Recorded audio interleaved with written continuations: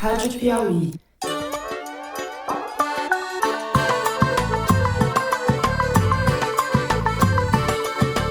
Olá, sejam muito bem-vindos ao Foro de Teresina, o podcast de política da revista Piauí. Então vamos parar com essa bobagem. Ninguém nesse país tem mais responsabilidade fiscal do que eu. E não é o mercado que tem que ir preocupado com os gastos do governo, é o governo. Eu, Fernando de Barros e Silva, da minha casa em São Paulo, tenho a alegria de conversar com os meus amigos Ana Clara Costa e Celso Rocha de Barros, no Estúdio Rastro, no Rio de Janeiro. Olá, bem-vinda, Ana. Oi, Fernando. Oi, pessoal. Então, Costrangida, um colega, estudaram junto, o primeiro general 4 estrelas que é detido, mas não foi surpresa para ninguém. Diga lá, casca de bala. Fala aí, Fernando. Estamos aí, mais uma sexta-feira. É uma sensação esquisita, né? Sentir alívio com um atestado de óbito. Não é a última sexta-feira, né? A última gravação, mas nós temos uma surpresa para vocês no fim. Exatamente. No fim do programa a gente conta. Vocês ouçam até o fim e ganham, além do Kinder Ovo, esse anúncio surpresa. Vamos sem mais delongas aos assuntos da semana. Abrimos o programa pela economia, ou pela economia política, como gostava de dizer aquele velho barbudo. E eu não estou falando do velho do Rio. O Congresso está votando o pacote de corte de gastos do governo, num esforço que deve ser concluído entre sexta e sábado, se tudo der certo. De certo, por hora, a gente tem a desidratação do projeto enviado pelo Executivo ao Parlamento, desidratação que ocorre, no mais das vezes, pelas piores razões. Dificilmente você terá visto um Congresso menos republicano do que esse atual.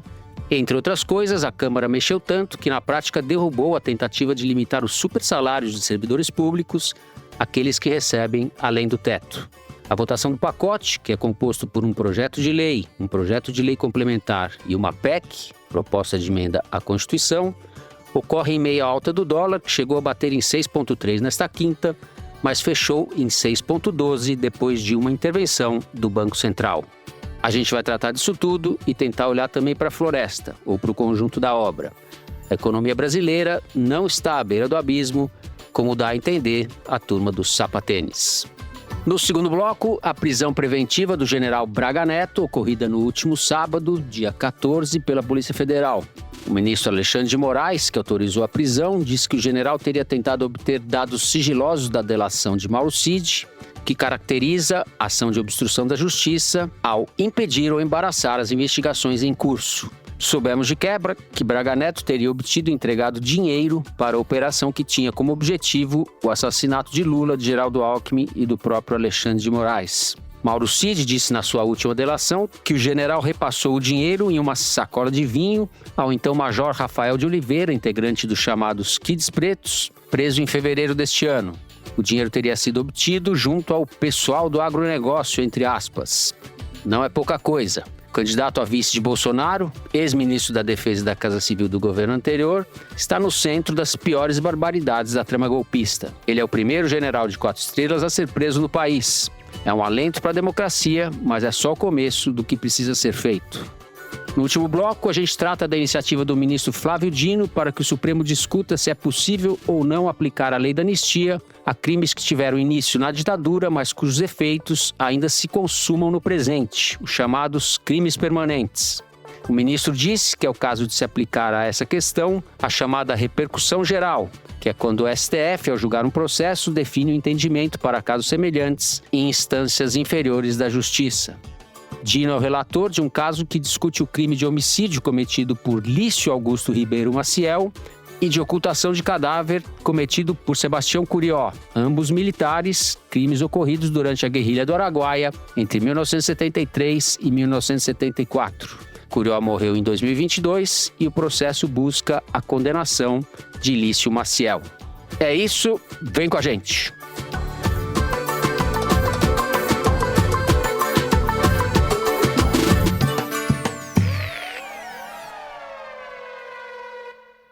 Muito bem, Celso, vamos começar com você.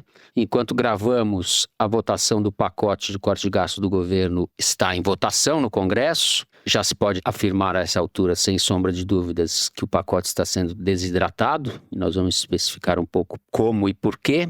Ainda assim, você me dizia aqui nos bastidores que não temos um quadro de crise fiscal. É isso mesmo? Então, Fernando, é o que os números sugerem até agora, pelo menos. Eu estou inteiramente aberto a revisar essa posição, caso algum, sei lá, operador de mercado, economista, coisa que valha, mande aqui para a produção uma conta. Mas o cara tem que ter bons argumentos contra você em casca de bala. Não, até que não, né? Mas assim, é bem capaz de conseguir me enrolar, mesmo se eu tiver razão. Mas se você olhar, por exemplo, a Miriam Leitão escreveu uma coluna nesse dia 19, que vai na linha do que eu estava ouvindo aí durante a semana. O Boletim Focus, que é aquele boletim do Banco Central que pega as estimativas do mercado. Se você pegar em 5 de janeiro de 2024, a previsão é que a gente ia acabar esse ano com um déficit primário de 0,8% do PIB, beleza? 0,8%. Na Focus do último dia 13 de dezembro, ou seja, essa última que a gente tem... Agora. O déficit primário caiu, a previsão do déficit primário para esse ano, para 0,5%. Então, assim, na opinião do mercado, não houve esse ano uma puta deterioração das contas públicas, entendeu? Os números não mostram que o governo tenha torrado grana pra cacete e que, por isso, o dólar disparou. Novamente, se alguém tiver números que provem o contrário do que eu estou dizendo, é só me mandar. Mas eu conversei com bastante gente de orientação política diferente, de abordagem, orientação teórica diferente, e o que eu peguei foi isso mesmo. Então, se você olhar para os números da economia brasileira agora, o Brasil não está quebrando pelos fundamentos, entendeu? Bom, a gente acabou de aprovar uma reforma tributária essa semana, a regulamentação da reforma tributária, que era o sonho dourado de todos os economistas durante 20 anos. Então, enfim, não é verdade que a situação real da economia brasileira seja de calamidade. Agora, o que aconteceu? Como a gente já falou várias vezes aqui, os economistas que acertaram mais ou menos aí essa previsão do déficit primário, erraram até um pouquinho para mais, mas ficou ali na mesma escala, né? Eles botaram 0,8 para 0,5. Eles erraram feio o crescimento da economia. Eles achavam que ia crescer só 1,6, uma coisa assim, 1,5, não me lembro agora, e agora deve crescer mais ou menos 3,5. É um erro bem grande. E aí, o que aconteceu aqui? Eu estou praticamente assediando moralmente os economistas que eu conheço para eles me darem uma resposta sobre isso. Eu já peço desculpas aqui pela encheção de saco. Nenhum deles ganha dinheiro para me responder, enfim. Eles ganham dinheiro de outro jeito, não precisa ter dó, não. Mas deixa os caras. Precisa ter dó desse pessoal do mercado. Então, mas aí qual que é a questão interessante? É o seguinte, o mercado não foi surpreendido com um gasto excepcionalmente alto. O que aconteceu é que o gasto que o governo fez gerou muito mais crescimento do que gasto público costuma gerar. A surpresa do mercado é essa. O que ainda tem que ser explicado bem que aconteceu esse ano é isso. Então, teve mais crescimento para o mesmo gasto público do que se esperava. Aí você vai dizer, pô, legal, teve mais crescimento, bacana. Só que aí, a economia cresceu bem mais do que se esperava, joga pressão no Banco Central contra baixar juros e até a favor de aumentar juros. E aí, se o juro começa a subir, aí começa a ter efeito sobre a dívida pública. Então, o juro é sobre a dívida pública. A taxa Selic é o que o governo paga, né, nos seus títulos. Então, primeiro, não está exatamente claro, pelo que eu entendi, o que aconteceu esse ano. Mas o que surpreendeu os economistas foi que a economia está mais aquecida do que eles acharam. Eu tenho a resposta. Opa, maravilha. Bets e tigrinho. É aquele crescimento, perfeitamente tá lá possível. Embaixo, indetectável por todos os pelas economistas. estatísticas, né, cara? Exato, faz sentido. Desculpa aí. Totalmente correto. Mas aí, então, como é que a gente fica? Então, se você olhar para a situação objetiva, para os fundamentos da economia brasileira no momento, não é o desastre que você teria essa impressão olhando para o dólar, que está disparado, está descontrolado. Isso quer dizer que não tem problema fiscal? Não quer dizer isso. Tem problema fiscal. E esse problema fiscal tem que ser tratado. Outra coisa que eu fiz essa semana foi encher o saco dos coitados economistas, que realmente não me aguentam mais, perguntando o seguinte, se você vai escolher uma medida que o Haddad deveria ter anunciado e que teria feito diferença. Alguns deles, eu devo dizer, disseram nada teria feito diferença. Assim, tem uma crise de confiança com o governo, tem não sei o quê, então, enfim, é possível que isso seja verdade, sei lá. Eu suspeito sempre dessas coisas inteiramente baseadas em confiança, expectativa, fiquei putinho, sei lá, essas coisas. A maioria dos caras que disseram alguma coisa assim, de fato teria feito diferença, se referiram à indexação dos benefícios sociais ao salário mínimo. Porque os governos do PT têm uma política de valorização do salário mínimo e é totalmente razoável que tenha um governo do Partido dos Sindicatos. Só que, como muita coisa no gasto público é indexado ao salário mínimo, o mínimo da Previdência, o BPC, um monte de coisa, isso acaba batendo nas contas públicas. Em especial se, como foi o caso do BPC recentemente, por exemplo, o número de beneficiários estiver subindo. A gente já falou disso aqui, ainda não é uma coisa perfeitamente compreendida por ninguém não, mas tem a ver com um pouco com reconhecimento de casos de autismo. tem uma questão muito séria de decisões judiciais dando BPC para as pessoas. Então o cara vai lá, o juiz de primeira instância, por exemplo, dá o direito ao BPC para uma pessoa com déficit de atenção. E aí o governo tem que pagar. Então subiu muito o número de beneficiários do BPC. E isso tudo é ajustado pelo salário mínimo. Então se você botar uma regra que o salário mínimo vai crescer mais que o PIB, por regra, o que vai acontecer é que esse gasto todo vai crescer mais que o PIB também. Isso vai empurrando aí a relação dívida-PIB. Porque esse pedaço da dívida vai crescendo mais rápido que o pedaço PIB. Então a gente precisa pensar umas soluções para essas coisas mesmo. Não são simples, não vai ser de um dia para o outro. E não é urgente no sentido assim, se não fizer essa semana todo mundo vai morrer. Mas assim, quanto mais cedo a gente conseguir bolar umas soluções para isso, melhor vai ser. Bom, eu não sou economista, não sou eu que vou resolver esse problema. Mas eu já citei aqui, por exemplo, o estudo do Braulio Bosch, que o Haddad compartilhou uma vez, que sugeriu substituir algumas dessas indexações. Por exemplo, a indexação do piso da Previdência, ao invés de ser indexada ao mínimo, ser indexada ao índice de inflação da GV, que mede gasto da terceira idade.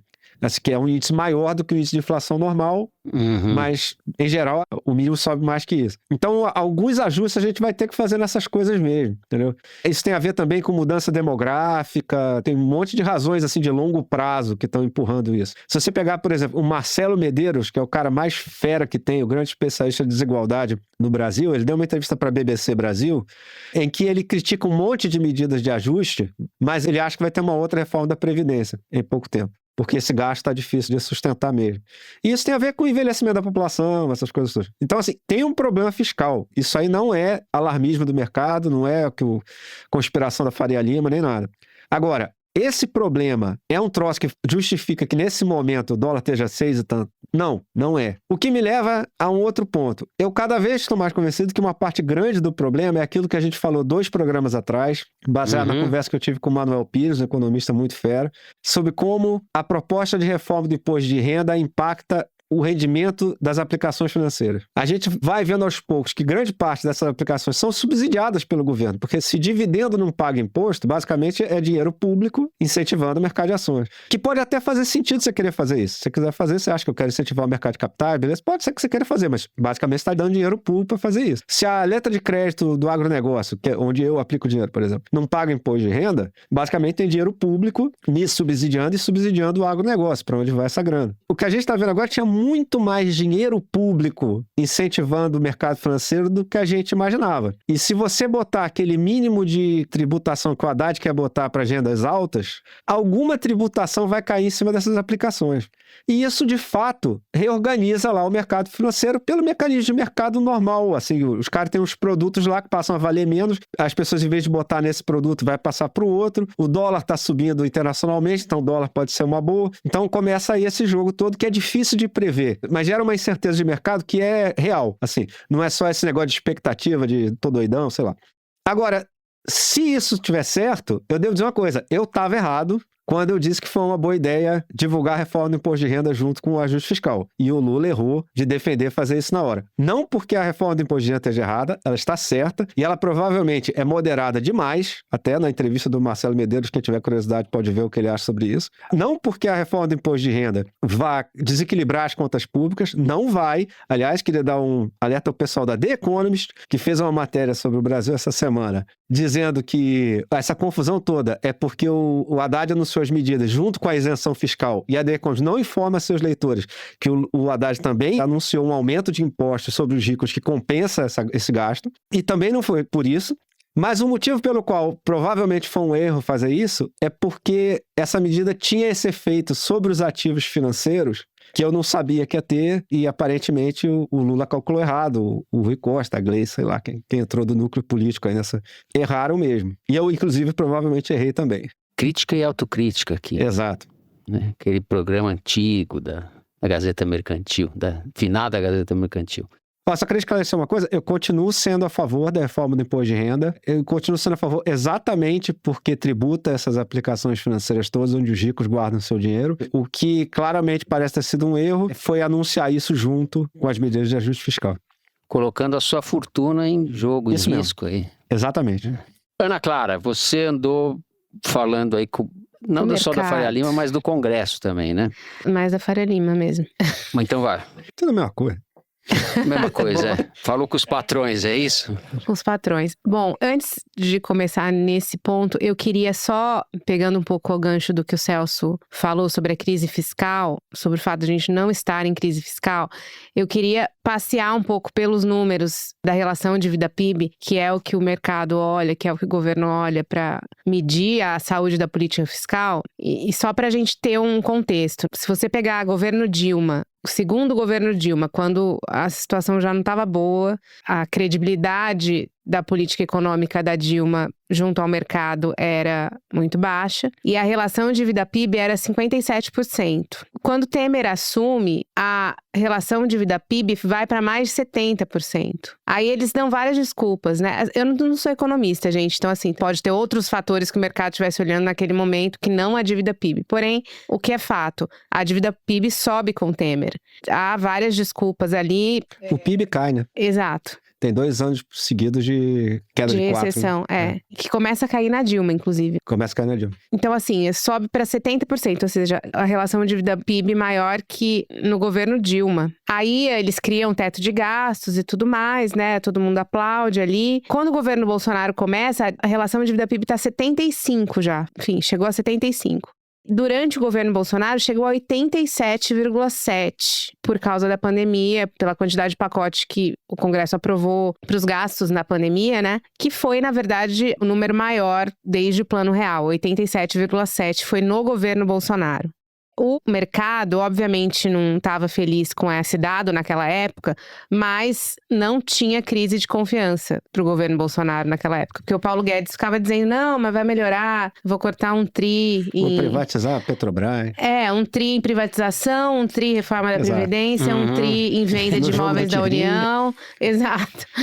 O mercado, por alguma razão ainda mística, confiava nisso que ele estava dizendo, né?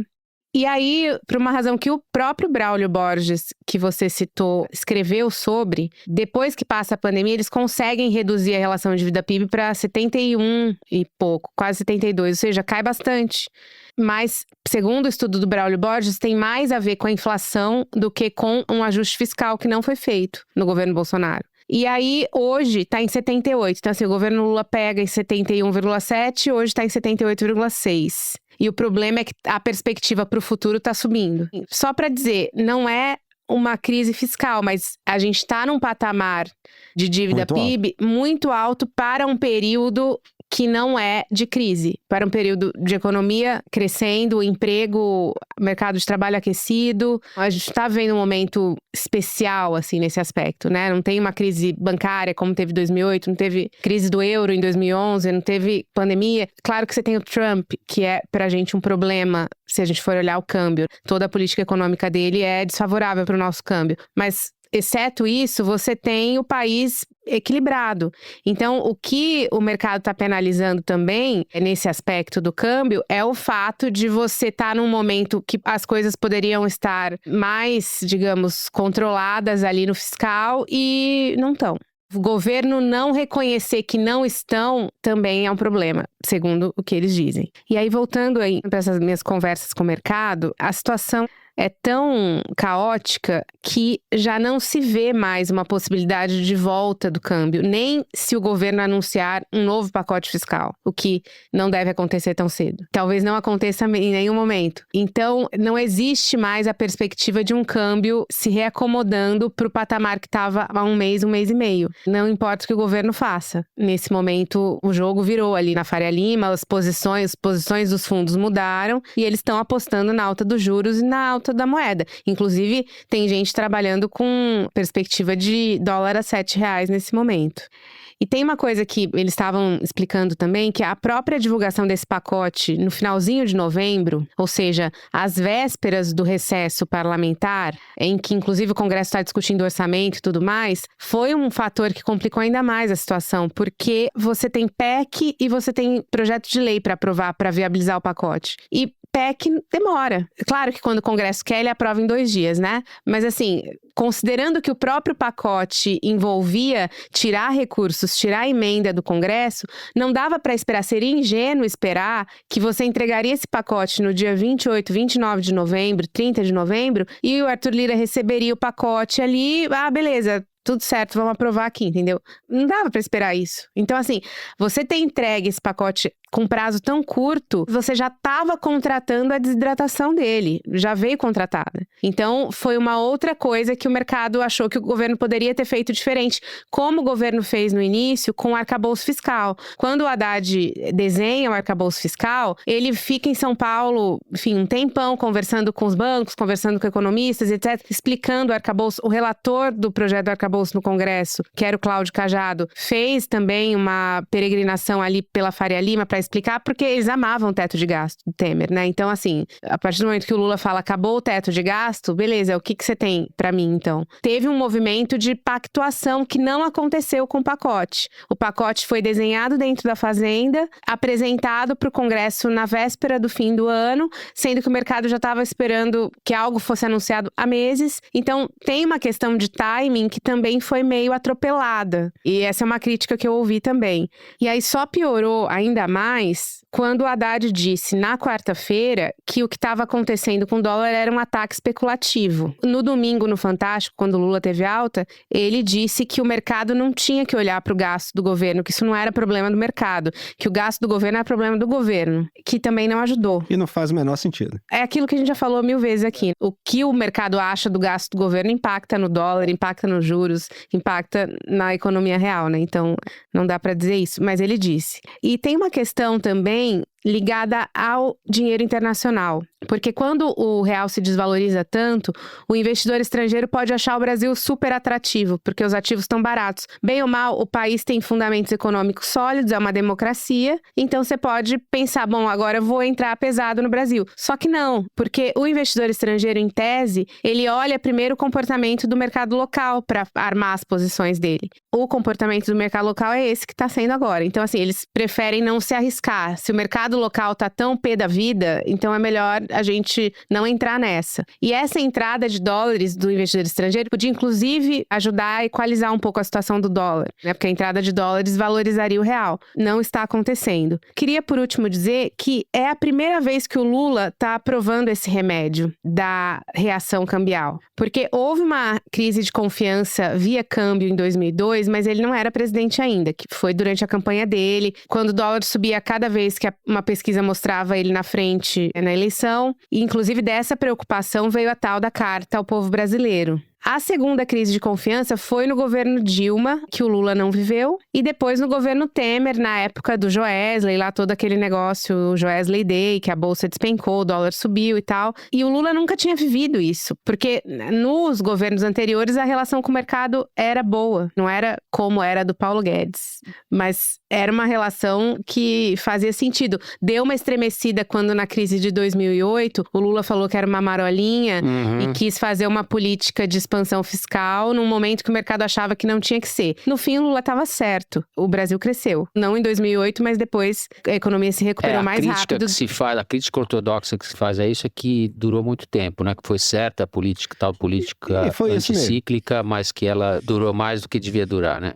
Eles tinham que ter parado e continuaram fazendo. Exato. Então, assim, ele tá vivendo isso pela primeira vez e não tá sabendo como pactuar. E o mercado é que nem o centrão, é um mal necessário. Você tem que compor com o mercado também, porque senão ele destrói a tua política econômica. Porque a economia é formada de Estado, mas também do setor privado. Mas esse é um congresso, vou chover no molhado agora, é um congresso de doer, é muito antirrepublicano, né? Todas as mudanças que eles fazem no pacote, nenhuma tem interesses razoáveis envolvidos ou interesse público e tal. Corta a emenda, não corta a emenda. Daí corta só um pouquinho, mantém todas as emendas. Depois faz uma PEC das emendas. Vai dar um jeito de manter todos os penduricalhos que praticamente tornam irrisória ou quase pouco eficaz ou pouco efetiva, é a palavra que eu queria, essa mudança, que era uma mudança claramente republicana que o governo estava bancando. Esse congresso é inimigo da república, é difícil. E é como Marcelo Medeiros disse, é um sindicato dos ricos, né? Sindicato dos ricos, exato. É outra maneira mais original de falar isso que eu estava falando. Vamos encerrando, então, assim, o primeiro bloco do programa. Fazemos um rápido intervalo. Na volta, vamos falar do general Braga Neto, ele mesmo. Já voltamos.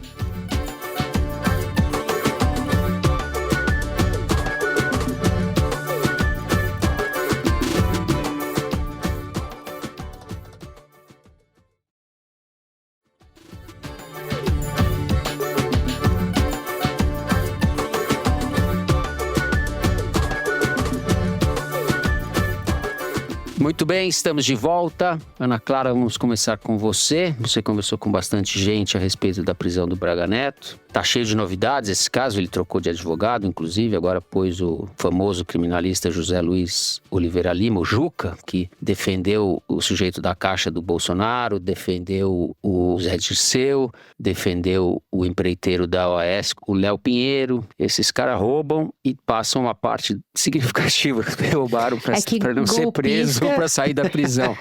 Os outros eram só ladrões, esse é golpista, né? Pois é. Acho que está inaugurando uma nova frente de novo clientes. mercado, né? Mas não vamos centrar nos criminalistas, todo mundo tem direito à defesa, alguns têm mais dinheiro do que... Eu queria muito saber, porque eu acho que tem interesse público, quanto é que o Braga Neto está pagando para esse advogado e como. Bom, eu realmente queria começar, Fernando, pela prisão. Então vamos lá.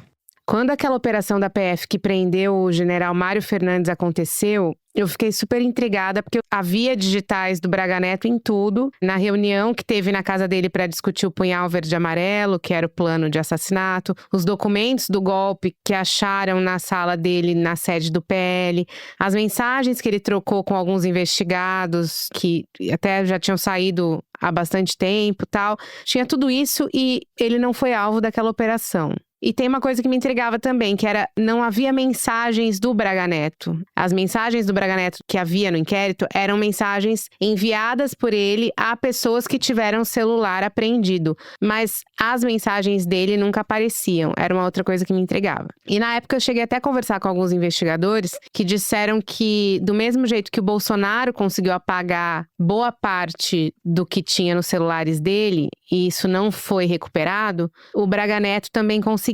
E assim, nos bastidores, o que se dizia naquela época é que o Braga Neto não tinha sido alvo da operação porque eles precisavam de mais consistência contra ele pelo fato dele ser um general 4 estrelas, ex-ministro da Defesa, ex-ministro da Casa Civil. Enfim, ele era um outro patamar de preso, diferente daqueles que haviam sido pegos naquele dia, naquela operação que foi em novembro. Com uma carreira militar, enfim, era 4 estrelas, mas uma carreira militar, ocupou todos os cargos de maior prestígio na força e tal. Exato, ele era chefe do Estado-Maior antes de entrar no governo e tal. Então, assim, nos bastidores o que eles diziam era isso. Para pegar o Braga Neto precisava ter um negócio um pouco mais consistente. E aí, quando eles concluem o inquérito, o Alexandre de Moraes chama o Mauro Cid para depor de novo. Porque tinha coisa no inquérito que ele não tinha delatado. E aí, eu estava até conversando com uma fonte que fala que você cria uma relação com o delator, que era um pouco o caso do Alberto Youssef, o doleiro da Lava Jato. Você deixa o cara lá e aí você vai chamando o cara conforme a necessidade. E ao mesmo tempo que você quer prender esse cara porque ele não te conta tudo na primeira vez, ele vai te contando a conta-gotas, você não pode abrir mão do acordo, você como investigador, você como Supremo e tudo mais, porque se você perde esse cara, você perde a possibilidade de confirmar as coisas que vão aparecendo. Então, assim, o Cid tá, de certa forma, emparedado pela justiça, mas a justiça também tá emparedada por ele, porque ela depende dele. Então, chamaram o Cid pra falar e explicar direito essa história, que tava nos bilhetes que foram apreendidos na sala do Braga Neto, que mostravam que ele tava tentando manipular a delação dele, mas isso estava em bilhete, então eles queriam que o Cid contasse. E o Cid contou. E a partir dessa conversa, eles também descobriram que o Braga Neto tinha financiado, ou recolhido, na verdade, o dinheiro para financiar o ato golpista, na verdade, o plano de assassinato. Então, o que aconteceu? Embora o inquérito já tivesse sido concluído, e não é comum que você faça prisões preventivas depois da conclusão do inquérito, isso não é comum, eles julgaram que fazia sentido mandar prender preventivamente o Braga Neto, porque essa tentativa de obstrução de justiça que tinha sido confirmada pelo Cid poderia continuar enquanto o Braga Neto estivesse solto. Então, isso justificou a prisão dele. É claro que a questão da ligação dele com dinheiro importa, etc. Mas o que faz uma prisão preventiva acontecer é a obstrução de justiça. Não é o novo dinheiro. O inquérito foi concluído, foi entregue para o Supremo, que passou para a PGR, está na PGR agora. Não obstante isso, as investigações continuam, porque você, na hora que fez a busca e apreensão, você recolheu o pendrive, você recolheu documentos, você tem uma série de novas informações e podem ser anexadas, devem ser anexadas novas informações ao inquérito, para municiar, inclusive, a justiça para decidir da melhor forma, né? Da forma mais correta. É comum a PGR pedir complementos, é só que a prisão preventiva precisa realmente estar configurada à obstrução de justiça. Ou a tentativa de fuga do indivíduo, né? Que aparentemente não era o que estava acontecendo, tentativa de fuga. Pelo menos isso não está na decisão do Alexandre de Moraes. É isso, mas nós temos um general 4 estrelas com um saco de garrafa de vinho cheio de dinheiro do agro para dar para os caras que queriam matar o Lula. O Alexandre de Moraes, só isso. E eu queria relembrar um pouco o que era essa figura Walter Braga Neto. Quando o Bolsonaro assumiu, ele virou chefe do Estado-Maior do Exército, ele ainda estava na ativa, que é um bom cargo, embora não seja o cargo de comandante, né? E ele entrou no governo só em 2020. Já no final do segundo ano de governo, e já entrou mandando muito como ministro da Casa Civil. Lá naquela época ele já era visto como uma pessoa inábil, uma pessoa que não conseguia atender as demandas da pasta, que na verdade é o centro do poder executivo, né? Você precisa fazer política e você precisa ter gestão na Casa Civil. Você tem que ter as duas coisas. E ele aparentemente não tinha nenhuma. Ele era super burocrático, super centralizador, e isso porque ele era aparentemente a figura mais preparada do Exército. Daí a gente já viu o que o Exército está formando, A gente vê, né? exato, esses generais 4 estrelas, o Pazuello, General Heleno, a gente vai vendo. Olha, é uma tristeza conhecer esses caras de perto. É muito pior do que uma tristeza, mas é impressionante. A gente preferia não saber, né? O Pazuello, pra mim, é uma coisa assim... Impressionante. Ele manda e a gente obedece. Matando gente na pandemia, falando aquela frase com aquele sorriso. Nossa Senhora. Essa gente é muito desqualificada. Bom, como o Bolsonaro estava apanhando muito no Congresso e o Arthur Lira estava segurando algumas dezenas de pedidos de impeachment contra ele, ele tirou o Braga Neto da Casa Civil e colocou ele na defesa, deixando Ciro Nogueira, nosso assíduo representante no Kinder Ovo, como ministro da Casa Civil. E o Braga Neto foi para a defesa por excesso de fidelidade ao Bolsonaro, porque o antecessor dele na defesa, que era o general Fernando Azevedo, não estava topando mais aquela brincadeira de trocar os comandantes das forças porque o Bolsonaro estava afim e tal. Então, o que aconteceu foi, nessa troca, caiu o Fernando Azevedo e caíram os comandantes das 3 forças, porque o Braga Neto estava disposto a trocar os comandantes, porque o Bolsonaro não estava mais afim de olhar para a cara deles. E, inclusive, no caso do comandante do Exército naquela época, que era o general Pujol, a grande questão do Bolsonaro com ele é que, durante um evento do Exército, o Pujol não cumprimentou o Bolsonaro com a mão, porque na pandemia não se usava cumprimentar ninguém com a mão. E o Bolsonaro estendeu a mão para cumprimentar e ele não cumprimentou. Então ele ficou indignado. E assim, lembrando também, Fernando, você falou da pandemia do Pazuello, né? Naquela época da pandemia, o Braga Neto topava acompanhar o Bolsonaro nas manifestações contra o isolamento, e ele foi descoberto depois na CPI da Covid. Quis fazer um decreto para obrigar a cloroquina a ser receitada como tratamento contra a Covid. Ele, na verdade, queria forçar uma mudança na bula da cloroquina, e a partir dessa mudança na bula, eles poderiam encontrar uma forma de colocá-la naquele compêndio de medicamentos contra a Covid. Enfim, ele convocou uma reunião, chamou gente para tratar disso, tal. O decreto nunca existiu, né? Mas ele tentou. Então esse era o Braga Neto. Você vai falando das coisas aqui, eu tenho vontade de prender ele de novo. Vontade de soltar ele para prender de novo pelo conjunto da obra. Né?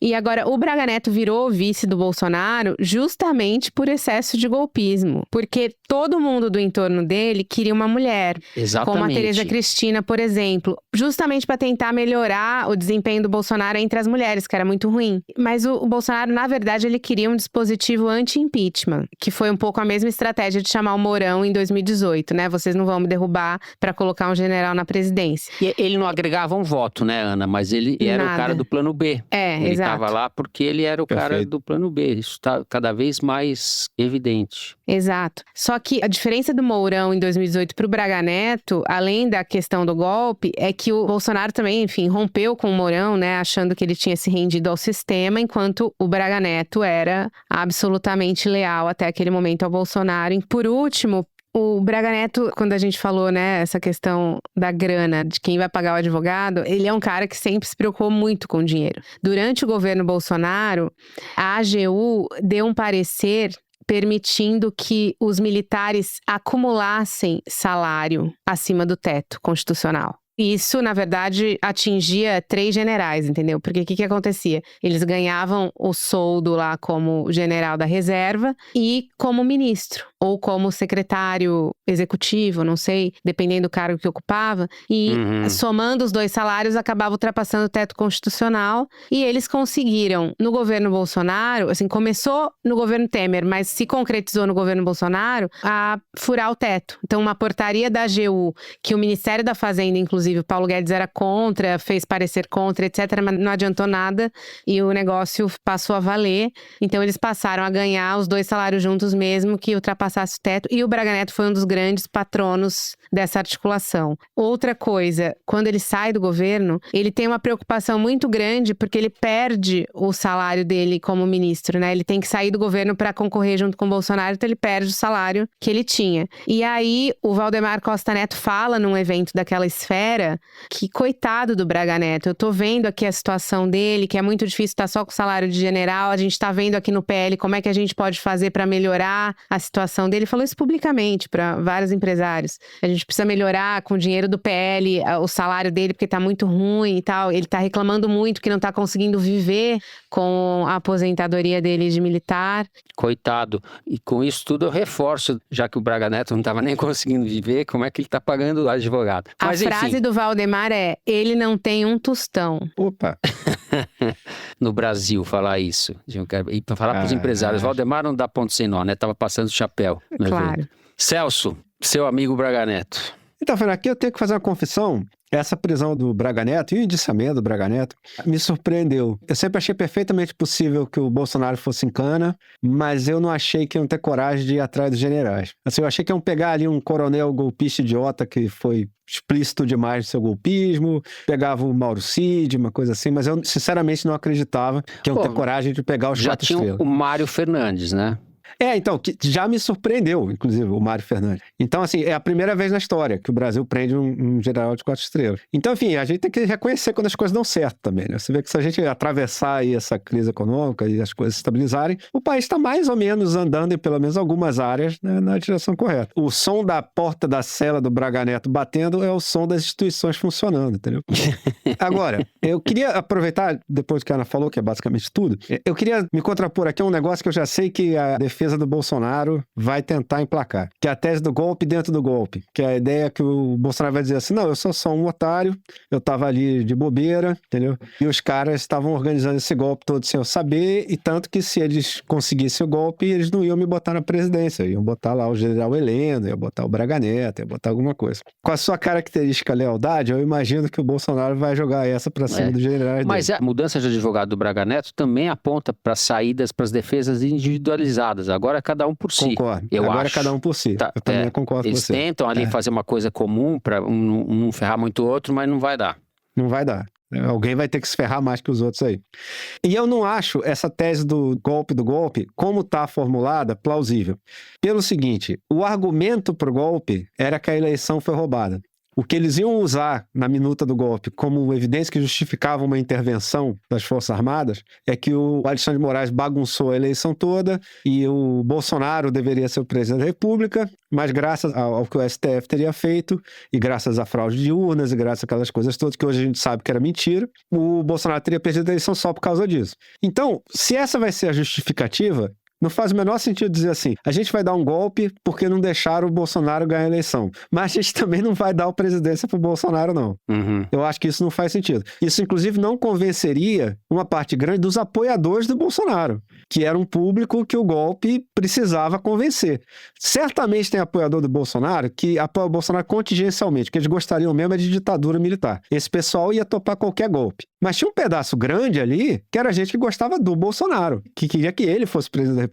Então, se os militares chegassem ali logo de saída e dissessem, não, a gente vai dar um golpe porque roubaram a eleição do Bolsonaro, e aí a gente vai mandar o Bolsonaro para casa, isso geraria insatisfação em um pedaço importante do público bolsonarista. E aí você vai dizer assim, mas aí tinha aquele documento que ia ter uma comissão provisória que o Heleno ia presidir. Então, isso aí... Gabinete de crise, né? Um gabinete de crise. Eu acho que isso se explica da seguinte forma. Eles estavam insistindo nessa cascata de artigo 142 e coisas que valem. Então, eles estavam tentando jogar esse papo furado de que intervenção militar tem base constitucional. Todo mundo sabe que não tem, é mentira. O Ives Gandhi mentiu esse tempo todo mundo tratou ele como uma pessoa civilizada. Mesmo ele mentindo fragorosamente esse tempo todo, segue a vida.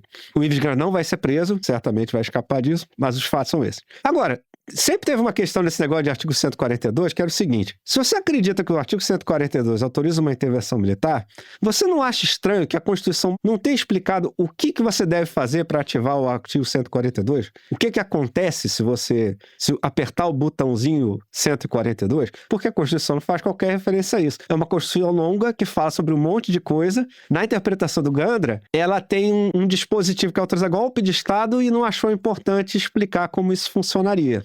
Então, eles precisam inventar um papo furado qualquer para tentar justificar a ideia de que a intervenção das Forças Armadas não é um golpe simplesmente porque a gente quer boquinha, que é o que sempre é golpe, foi assim em 64 e foi o que eles tentaram fazer agora, um bando de cara querendo boquinha. E agora, eles, para dizer que não é, eles vão dizer que assim, não, as Forças Armadas estão intervindo em uma crise entre os poderes, uma crise entre a presidência e o STF, uma coisa dessa. E aí eles vão estabelecer essa comissão, um negócio qualquer, para tentar dizer que não, que essa comissão vai avaliar aí como é que foi a eleição, convocar outra eleição, fazer um negócio qualquer desse. Um papo furado, miserável. Mas assim, eu não acho que isso teria como resultado de curto prazo tirar o Bolsonaro do poder se o golpe tivesse dado certo. O golpe começaria com o Bolsonaro no poder. É possível que algum tempo depois do golpe eles convencessem o Bolsonaro a se aposentar? É perfeitamente possível. Porque daí depois do golpe dado, o exército pode chegar pro Bolsonaro e falar: bicho, agora somos nós, boa sorte pra você. Podiam dar um leite condensado envenenado. Isso, hoje podia ter um daqueles acidentes que o Castelo Branco teve. Pouca gente lembra disso, né? Primeiro presidente da ditadura, o primeiro ditador, o Castelo Branco, morreu num acidente aéreo suspeitíssimo e muita gente suspeita que é porque ele já estava começando a querer abrir, sei lá, enfim. Esse negócio, o pessoal ali é barra pesado.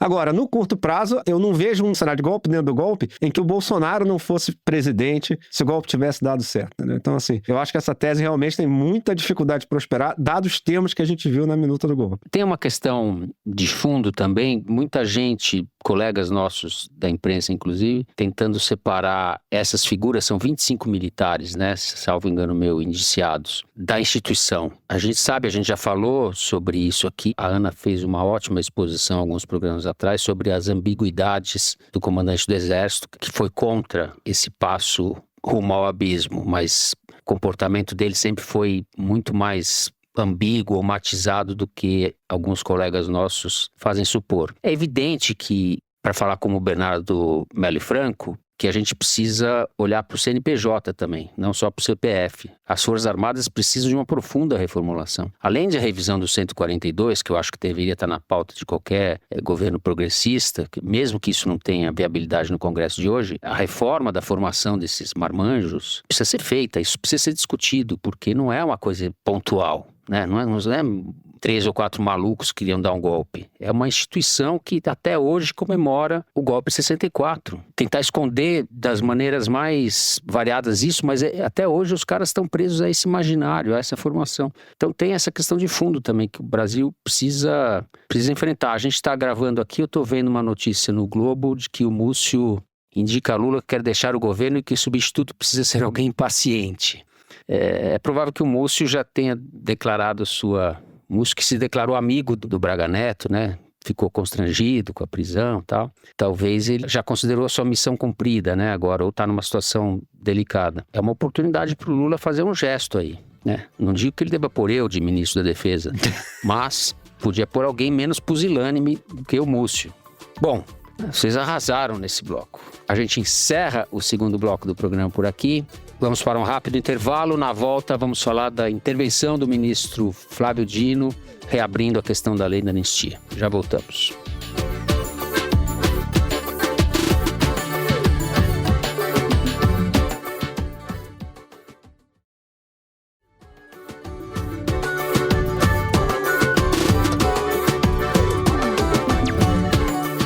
Muito bem, estamos de volta. Vamos falar dessa manifestação do ministro Flávio Dino, que diz que crimes como ocultação de cadáver não prescrevem e, portanto, não seriam incluídos na lei da anistia, lei de 79. Flávio Dino está reabrindo essa discussão e é claro que ele está reabrindo, influenciado pelas melhores razões, nesse caso, pelo impacto do filme Ainda Estou Aqui, porque o caso do Rubens Paiva se enquadra perfeitamente nisso que ele está falando. O corpo do Rubens Paiva, do ex-deputado Rubens Paiva, nunca foi encontrado, até hoje. A Eunice Paiva obteve a certidão de óbito em 1996, no governo Fernando Henrique, 25 anos depois da morte. Em 2014, com a conclusão da Comissão da Verdade no relatório, as circunstâncias da morte foram esclarecidas. Então a gente tem começo de 71 até 2014 para se saber quem foram os agentes das Forças Armadas, os oficiais que mataram o Rubens Paiva. E o corpo até hoje não foi encontrado. O impacto desse filme, que é surpreendente, é uma das boas notícias do ano, né? Independentemente dos prêmios que ele venha a ganhar ainda, e a gente espera que ganhe todos, o filme realmente abriu uma discussão pública inesperada, né, Celso? E é aí que se inscreve a intervenção do Flávio Dino. É isso mesmo, Fernando. O Ainda Estou Aqui é citado na decisão do Flávio Dino. E é sempre bacana quando um filme tão bom tem um efeito social tão grande, né? Não é uma surpresa o Walter Salles fazer um puta filme, não é uma surpresa a Fernanda Torres ter uma atuação inacreditável como aquela, um negócio que você não vai ver muitas vezes na vida. Agora, é uma surpresa o filme ter um efeito desse que teve na sociedade brasileira, né? O público do filme é gigantesco, todo mundo sai emocionado. Mais de 2,5 milhões espectadores. Pois é, foi uma das grandes surpresas positivas do ano, como você bem disse. Bom, a manifestação do Dino foi dada no contexto de um processo sobre os guerrilheiros do Araguaia, né? A guerrilha do Araguaia, que aconteceu no começo dos anos 70, organizada pelo PCdoB, e foi a principal guerrilha do Brasil, que foi a guerrilha brasileira que foi mais longe. Boa parte da que a gente chama de guerrilhas morreu antes, enquanto estava tentando conseguir assaltar banco para conseguir dinheiro para fazer uma base rural, uma coisa assim. O Araguaia, de fato, foi ao combate, né? Montou uma base rural e foi completamente trucidada pelo exército, todo mundo morreu. E a grande maioria dos guerrilheiros morreu depois de presa. Então, assim, já estavam desarmados, já estavam, enfim, sob a responsabilidade do Estado brasileiro, e o governo brasileiro decidiu matar eles do mesmo jeito. E não apenas matar os caras, como também se desfazer do cadáver deles, fazer o assunto sumir. A guerrilha do Araguaia era um assunto proibido no noticiário brasileiro, durante a ditadura brasileira.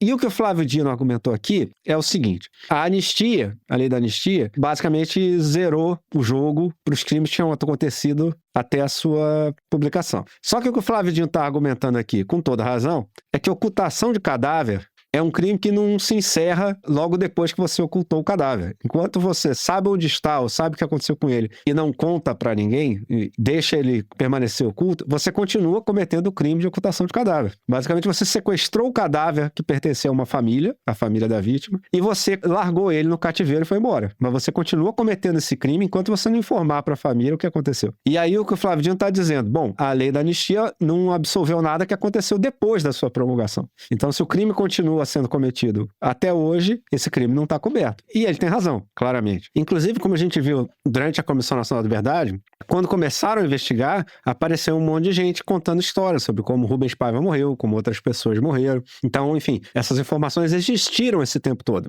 E elas foram ocultadas esse tempo todo. E ocultar essas informações foi crime.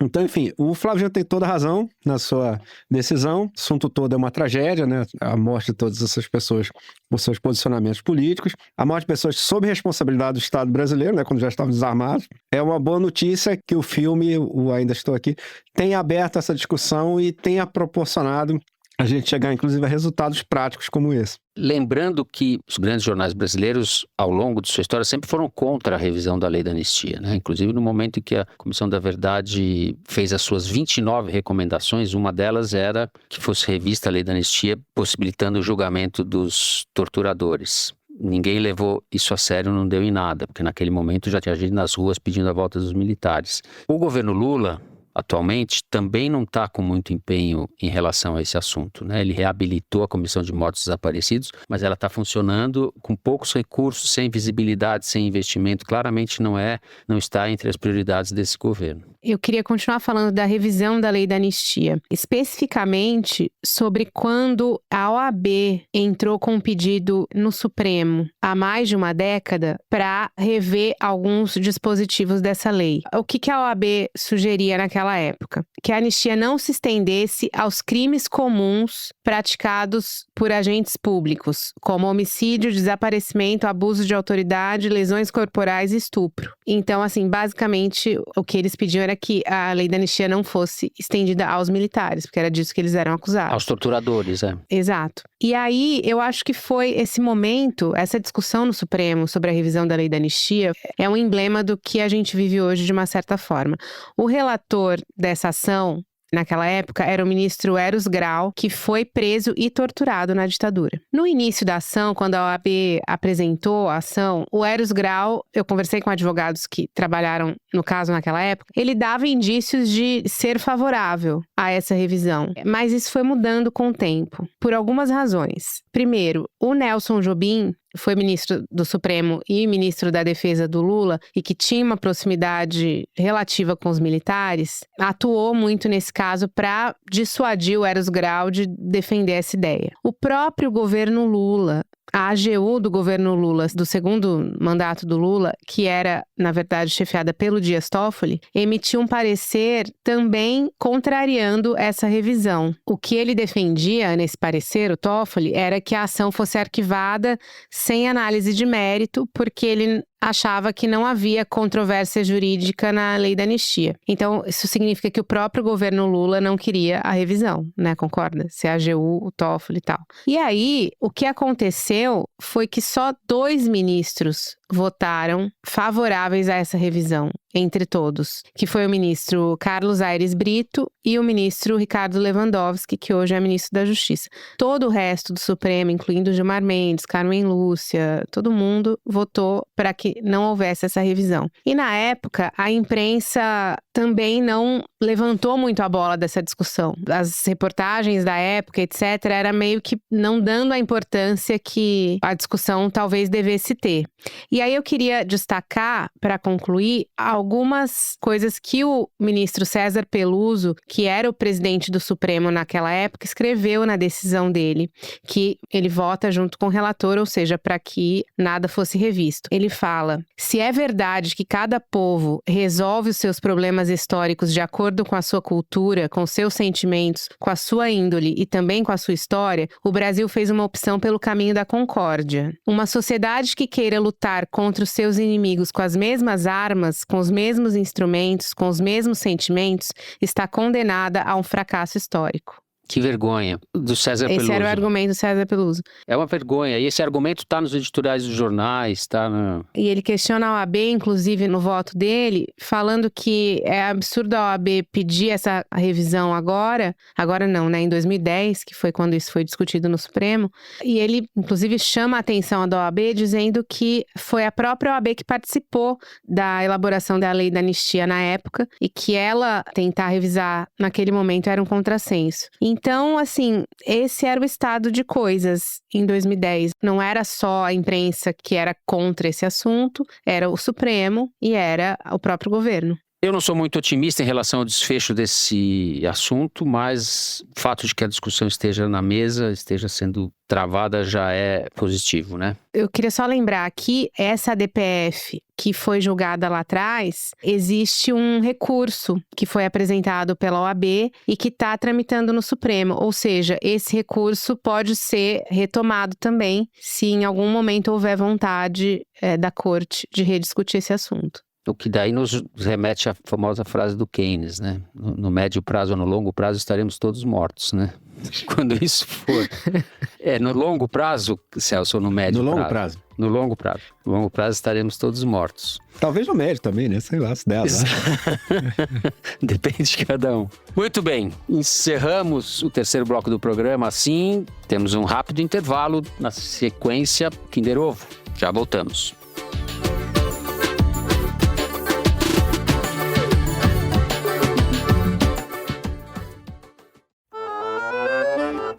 Muito bem, estamos de volta.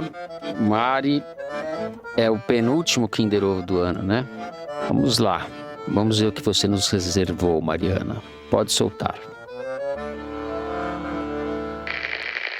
Eu, por exemplo, adoro jogar. Quando eu estou de férias, vou para Vegas, vou para qualquer lugar jogar, que eu gosto de jogar uma roleta. É vontade minha. Tem gente que gosta de jogar futebol. Não, porque não tem cassino aqui, quem sabe um dia possa até me viciar, não sei. Agora, tem gente que gosta de futebol, gente que gosta de tênis, eu gosto de bater uma roleta. Quem é o cassineiro aí? Ninguém vai me proibir meu gosto. Tem erro nenhum. Eu não fumo, mas eu gosto de tomar uma cerveja, cada um tem suas preferências. Edson Nós Lobão. temos que ter muito cuidado nessa questão de jogos, porque, na minha ótica, jogo é uma atividade econômica.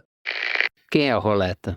Nossa, vontade de dar um Google nessa frase aqui, a vontade é grande. Santa, quem lembra dele? Mas não Não pode. Não pode. Eu achava que era o Lindbergh no começo, mas não é. No comecinho achei que fosse, mas não é. Isso aqui a gente não ia adivinhar nunca. Quem fala é um estreante no Kinder Ovo. Ela pegou pesado com a gente. O senador Ângelo Coronel, do PSD da Bahia, Nossa. durante a CPI das Bets, do qual ele é um dos titulares. Pô, Ângelo... O cara que tem essa opinião é um dos titulares. Tamo Puta, bem, né? Eu gosto da minha roleta! Vou adotar essa. Roleta é uma questão de gosto. Bom, cerramos assim esse Kinder Ovo fracassado. A Mari pegou pesado dessa vez. Nem deu vergonha de não acertar, porque Ângelo Coronel tava foda. Vamos para o momento cabeção. A minha indicação é um dos melhores livros que eu li esse ano. Eu recomendo muito vivamente mesmo. É um livro chamado Livre, Virando Adulta no Fim da História, da Leia Ipi. O Ipi, não sei qual é a pronúncia. Ela é albanesa. Ela é professora da London School of Economics. E o livro são as memórias dela na Albânia, a infância dela na fase final do comunismo albanês, que era muito singular, foi um negócio que continuou stalinista quando os outros países comunistas deixaram de ser. E a adolescência dela é na transição muito abrupta que aconteceu na Albânia para o capitalismo, que também foi difícil. Foi, inclusive, mais difícil na Albânia que na maioria dos países pós-comunistas. As histórias são muito duras, né? Mas ela escreve excepcionalmente bem. Então, assim, você realmente se interessa pelos personagens da família dela. Então, assim, eu recomendo muito. Saiu pela Todavia ano passado. Muito bom. Ana Clara.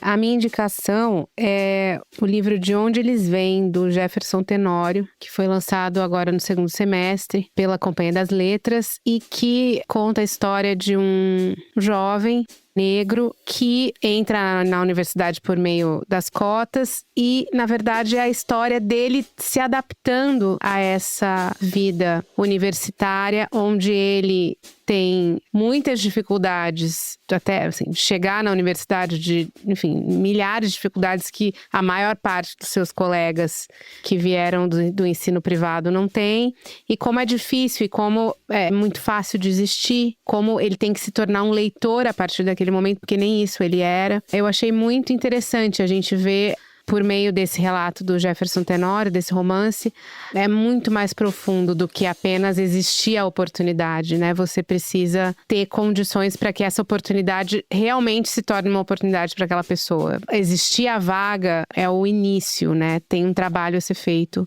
que é muito maior que isso. Eu recomendo muito essa leitura e é isso. Muito bem. Olha, eu vou indicar um livro que eu estou começando a ler, porque, na verdade, o que eu mais li nos últimos meses foram livros sobre a ditadura. Eu comprei um monte, li vários, depois eu vou pôr nas minhas redes sociais se os ouvintes manifestarem interesse.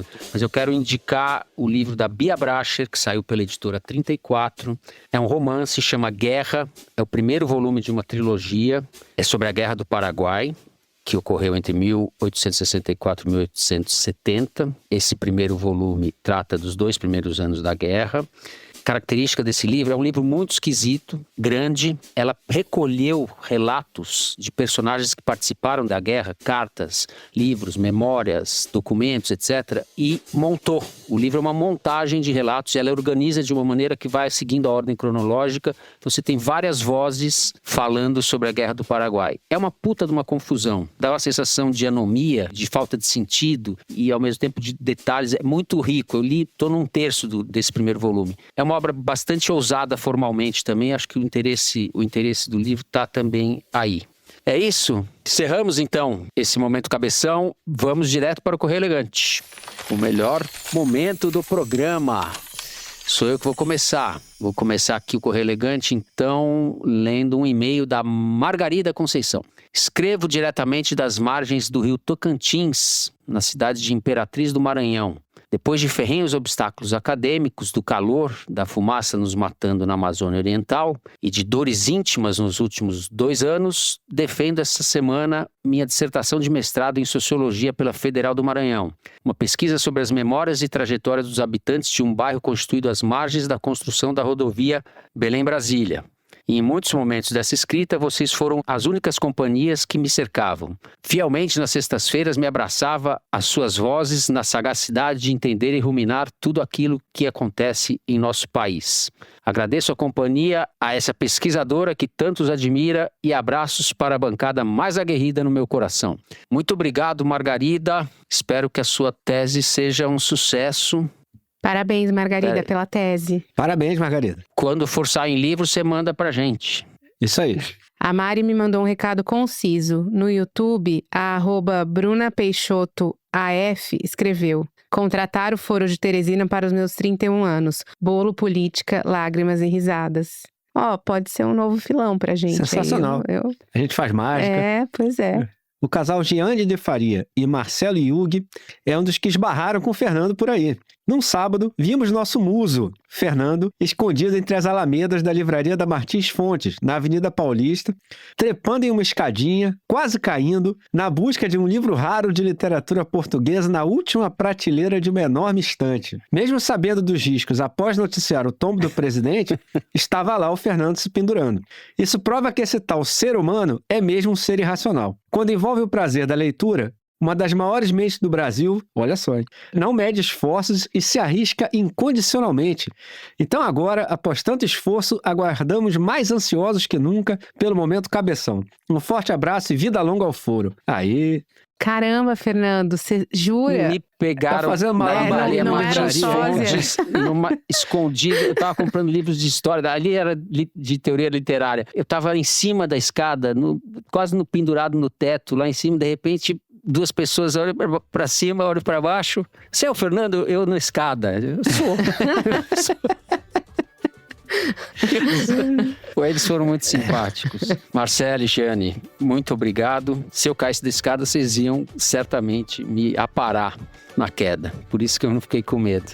Assim, do alto da escada, terminamos. Vamos encerrando o programa de hoje por aqui. Quero agradecer aos ouvintes que nos marcaram nas retrospectivas deste ano. Se você gostou, não deixe de seguir e dar 5 stars pra gente no Spotify. Segue no Apple Podcast, na Amazon Music, favorita na Deezer e se inscreva no YouTube. Foro de Teresina é uma produção da Rádio Novelo para a revista Piauí. A coordenação geral é da Evelyn Argenta, a direção é da Mari Faria, com produção e distribuição da Maria Júlia Vieira. A checagem é do Gilberto Porcidônio, a edição é da Bárbara Rubira, da Evelyn Argenta e do Thiago Picado. A identidade visual é da Amanda Lopes, a finalização e mixagem são do João Jabassi e do Luiz Rodrigues, da Pipoca Sound. Jabassi e Rodrigues que também são os intérpretes da nossa melodia tema. A coordenação digital do programa é da Bia Ribeiro, da Emília Almeida e do Fábio Brizola. O Foro de hoje foi gravado no Estúdio Rastro do grande Dani Di, no Rio de Janeiro, e aqui na minha choupana em São Paulo. Eu me despeço então dos meus amigos. Ana Clara Costa. Tchau, Ana. Tchau, Fernando. Tchau, pessoal. Tchau, Celso. Tchau, Fernando. Tchau, todo mundo. E Feliz Natal aí pros ouvintes. É isso, gente. Bom, a gente gravou um programa que vai passar depois do Natal com o Fernando Limonge e o Leonardo Veller, que escreveram o livro A Democracia Negociada. Fizemos uma entrevista com eles, ficou muito legal. Esse programa vai ao ar depois do Natal. Este é o último programa que nós gravamos, né? Então, eu vou me despedir, vou mandar um Feliz Natal, um Feliz Ano Novo para vocês. Uma ótima semana a todos e até o ano que vem.